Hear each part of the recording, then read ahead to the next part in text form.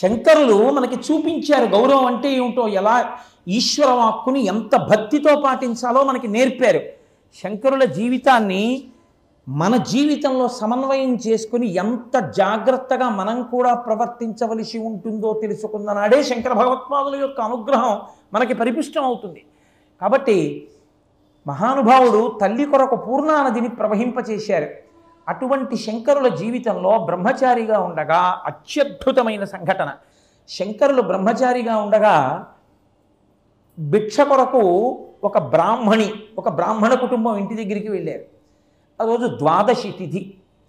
భవతి భిక్షాందేహి అన్నారు. పాప ఆ ఇంట్లో ఉన్న బ్రాహ్మణి అంటే బ్రాహ్మణుని భార్య.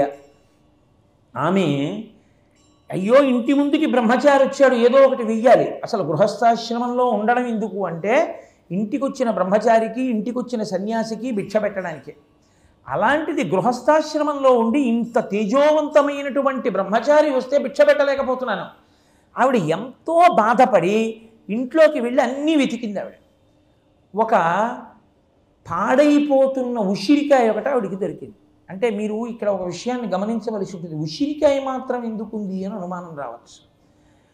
ఆవిడ భర్త ప్రతి ఇంటి ముందుకి వెళ్ళి భిక్షాటన చేసి తీసుకొస్తాడు, లేదా పంట పండిన తరువాత కావలసిన ధాన్యాన్నంతటినీ తీసుకెళ్ళిపోగా నేల మీద పడిపోయినటువంటి ధాన్యాన్ని పొలాల్లో ఏరి పట్టుకొస్తాడు. ఆ రోజు ద్వాదశి తిథి, ఏకాదశి నాడు ఉపవాసం ఉంటారు, ద్వాదశి నాడు పారాయణ చెయ్యాలి. ఎంత తొందరగా వీలైతే అంత తొందరగా. సూర్యోదయం అవగానే అన్నం తినేసినా తప్పులేదు. ద్వాదశి నాడు ఎప్పుడు? ఏకాదశి నాడు ఉపవాసం ఉంటే.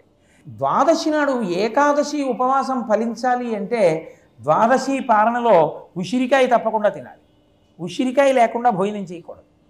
అందుకని ఆయన తీసుకొచ్చి ఉసిరికాయ పెట్టాడు ఇంట్లో. అంటే ఆయన ఎంత ధర్మానికి కట్టుబడ్డవాడో చూడండి.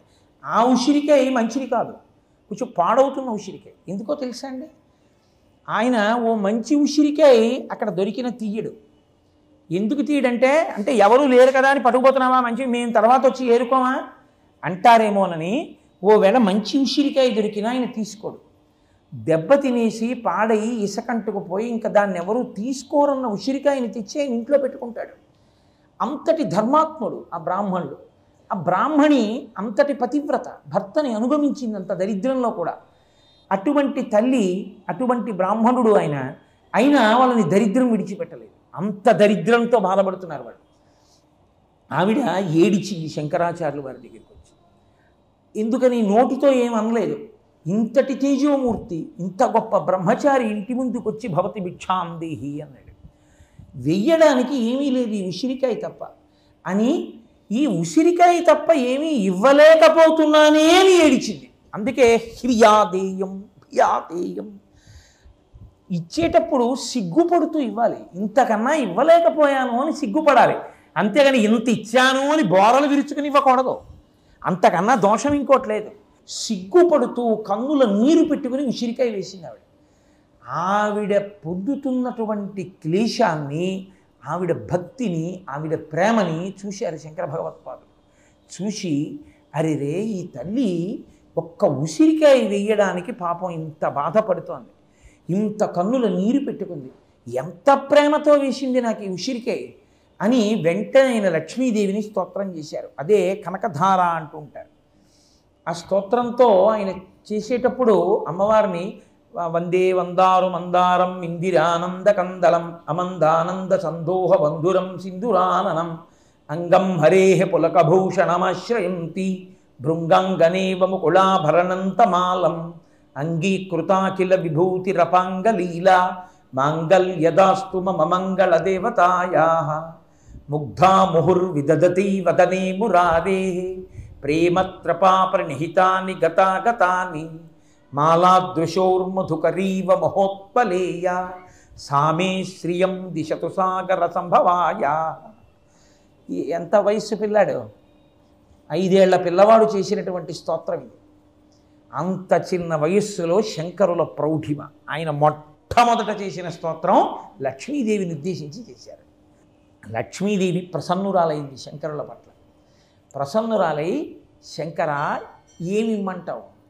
గతంలో ఆవిడ ఏదైనా పుణ్యం చేసి ఉంటే అడ్డు పెట్టి ఎంతైనా ఇస్తాను, ఇదిగో ఈ పుణ్యం చేసింది చాలదా అని ఇస్తాను. అసలు చేసింది లేదు, ఏమనివ్వను. ఇప్పుడు చేసిన పుణ్యం లేదు, ఎక్కడి నుంచి తేను?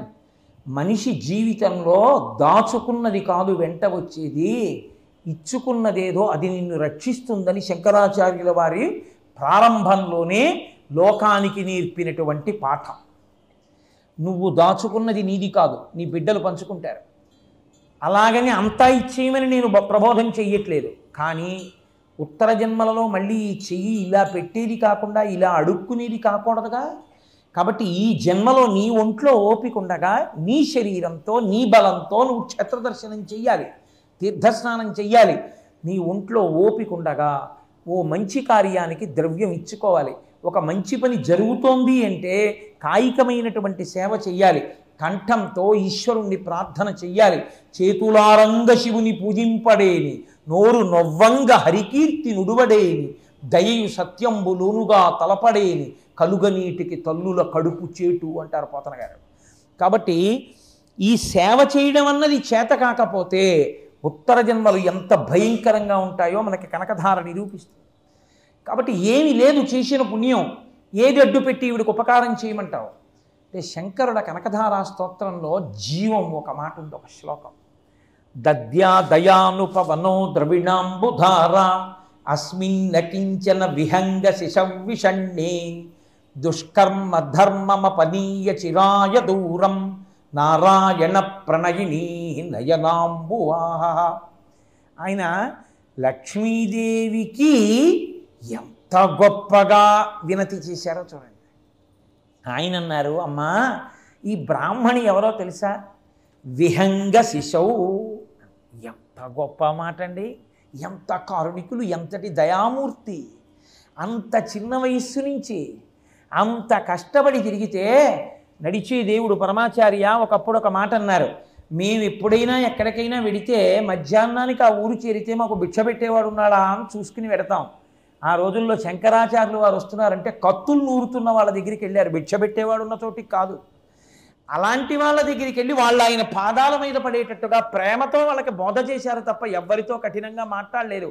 అందుకే ఆలయం కరుణాలయం నమామి భగవత్పాద శంకరం లోకశంకరం. ఆయన శృతి స్మృతి పురాణానాం ఆలయం కరుణాలయం. ఆయనే కరుణాలయం శంకర భగవత్పాదులు. ఆయన పాదములు పట్టుకున్న వాడికి శృతి స్మృతి పురాణము ఏ విధమైన అనుమానం లేకుండా గోచరిస్తాయి, అవగాహనలోకి వస్తాయి. అంతటి మహానుభావుడు కనుక అద్భుతమైన వినతి చేశారు లక్ష్మీదేవికి. అమ్మా విహంగ శిశవిషణ్ణే, ఈమె పక్షి పిల్లమ్మా అన్నారు.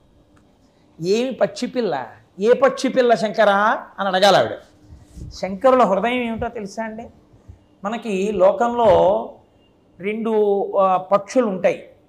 అవి రెండు చాలా చమత్కారమైన పక్షులుగా చెప్తారు. అందులో ఒకటి చకోర పక్షి, అది చంద్రుడి నుంచి వచ్చేటటువంటి వెన్నెల తింటూ ఉంటుంది.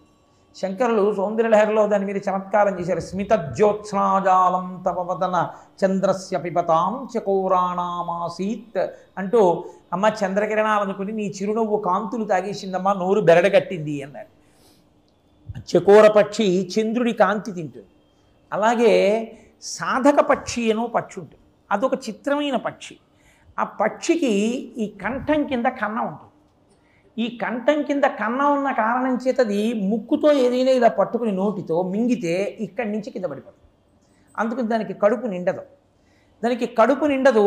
పోనీ ఇలా ఏరుకున్నది ఇలా కిందకి పెట్టి కంఠం కన్నంలో పడేద్దామంటే అక్కడికి దాని ముక్కు అందదు. అది ఇలా వదిలినా కింద పడిపోతుంది. అందుకని దానికి ఆకలి తీరదు. దానికి లోకంలో ఆకలి తీరాలంటే ఒక్క మార్గం ఉంటుంది. ఆకాశం నుంచి వర్షం పడాలి. వర్షం పడితే ఆ పక్షి ఏం చేస్తుందంటే గాలిలోకి ఎగిరి మెడ తిప్పుతుంది. మెడ తిప్పితే ఆ కంఠపు కన్నంలోకి ఆ నీటి బిందువులు పడతాయి, వాటిని మింగుతుంది. మింగి ఆకలి తీర్చుకుంటుంది. ఆ వాన పడితే తప్ప దానికి కడుపు నిండదు. ఇప్పుడు శంకరాచార్యులు వారి కారుణ్యం అంటే అది కదిపేసింది లక్ష్మీదేవిని. ఆయన అన్నారు, ఇప్పుడు ఎవరో పెద్దవాళ్ళు ఉన్నారనుకోండి, ఆకలి వేసేస్తోంది, పరుసుపోయి యాత్రకు వెళ్ళాడు, రూపాయి లేదు, పైగా ఒక్క ప్లేట్ ఇడ్లీ తింటే బాగుండనిపిస్తోంది, 10 రూపాయలు లేవు. ఓర్చుకుంటాడు తప్ప అయ్యా పరుసు పోయిందండి, చాలా ఆకలేస్తోంది, ఒక 10 రూపాయలు ఉంటే ఇద్దరు అని అనలేడు ఒక బుక్కుని. ఎందుకంటే ఇలాంటి వాళ్ళని చాలామందిని చూసాం, అన్నారనుకోండి తలకాయ తీసేసి అడగలేడు. కానీ ఆయనకి చంటి పిల్లాడు ఉన్నాడు అనుకోండి పక్కన, వాడు ఊరుకోడు. వాడు నాన్నగారండి నాన్నగారండి ఆకలి వేసేస్తోంది నాన్నగారండి, అమ్మ ఆకలమ్మా అమ్మ ఆకలమ్మా నాన్నగారండి ఆకలండి అని ఏడుస్తాడు. ఈయన ఏం చేయలేక ఆ కోపంలో నోరు ముయ్యి అంటుంటే నాన్నగారండి ఆకలి నాన్నగారండి అని ఏడుస్తాడు. అలా పెద్దవాళ్ళు ఏడవరు, ఆకలికి పిల్లలు ఏడుస్తారు. పిల్లలు ఏడిస్తే అలా వెళ్ళిపోతున్నాడు అనుకోండి యాత్రికుడు, పిల్లాడు అడగక్కర్లేదు, వెంటనే ఎందుకు అలా ఏడుస్తున్నాడు, పాప ఆ పిల్లాడు చూడరా ఆకలిని, ఎవరే అరటిపండు పట్టుకెళ్ళి అంటారు. అలా 10 మంది 10 అరటిపళ్ళు ఏవో ఇస్తారు, వాడి చేతిలో ఉన్నది పెద్దవాళ్ళు కూడా తింటారు. పిల్లాడు ఏడిస్తే కదిలిపోవడం లోకంలో మామూలు మనుషులమైన మాకే లక్షణం.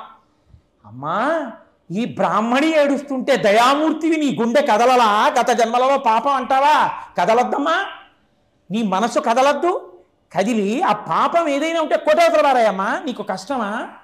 బ్రహ్మాండమైనటువంటి వేడింది లోకంలో, గొప్ప ఉక్కపోతుంది, ఒళ్ళంతా చెమటలు పట్టేస్తున్నాయి, ఒక్కసారి నల్లటి మబ్బేసింది, చల్లటి గాలి వచ్చింది, ఉందా ఉక్కపోత, ఉందా వేడి, అంతే ఒక్కసారి చల్లబడిపోయింది, పెద్ద చినుకులు పడ్డాయి, అంతే. 5 నిమిషాల తర్వాత అందరూ అన్నారు అబ్బా ఎంత హాయిగా ఉందో అని. తల మీద వాన చినుకు పడితే పరిశం పట్టేవాడు కూడా ఓసారి బయటకు వచ్చి తడిసి అబ్బా ఎంత వానండి అని పొంగిపోయాడు వీధిలోకి వచ్చి నుంచి. ఆ జల్లు గాలికి ఇలా మీద పడుతుంటే పరవశించిపోయాడు అబ్బా అని. అమ్మా ఒక మబ్బు ఒక వాన అంత వేడిని పడగొట్టాయి, ఏమమ్మా నువ్వు కరుణతో చూస్తే నీ కంటితో నయనాంబు వాహ, నీ కంటి చూపు చేత ఆవిడ పాపాలు పడగొట్టలేవా, ఆవిడికి కనకధార కురిపించలేవా, ఏమిటమ్మా గత జన్మలో పాపం చేసిందంటావు.